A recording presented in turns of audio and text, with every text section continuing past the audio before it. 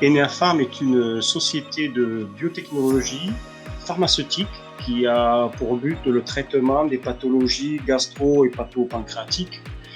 Et Enea Pharm, dans son développement, est en train de mener à bien un projet sur le traitement de l'insuffisance pancréatique exocrine. Les clients d'Enea Pharm sont essentiellement les grands groupes pharmaceutiques qui ont vocation à permettre la diffusion et la commercialisation mondiale de ce type de médicaments.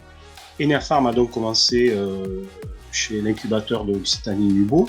On était deux personnes. Depuis l'intervention de Crealia, notre effectif est passé à 5 personnes. Notre objectif est de doubler le nombre d'employés dans les 6 mois qui viennent, puis de redoubler encore notre effectif dans l'année suivante. Donc l'intervention de Crealia est pour moi fondamentale. Déjà, l'apport financier de départ vous permet d'avoir un effet de levier très important vis-à-vis de vos investisseurs et vis-à-vis des interventions de BPI. Ça nous a permis vraiment d'avoir une vraie structuration financière aussi de l'entreprise, puisque ça nous a permis de lever un peu plus d'1 million d'euros qui nous ont permis de tenir jusqu'à aujourd'hui. Et aujourd'hui, nous passons dans la deuxième phase du développement clinique, les essais chez l'homme, avec une deuxième levée de fonds.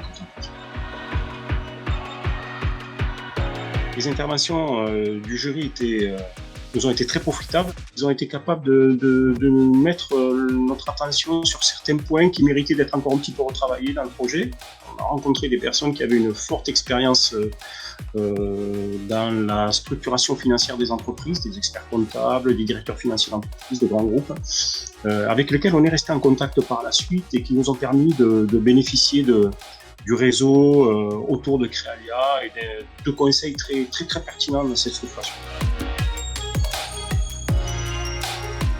Les discussions informelles qu'on a pu avoir avec les membres du jury Crealia nous ont amené à pouvoir établir un certain nombre de partenariats avec les sociétés d'Occitanie, de la région. Grâce à ce réseau, on a de façon indirecte à peu près une quarantaine de personnes qui travaillent sur le projet.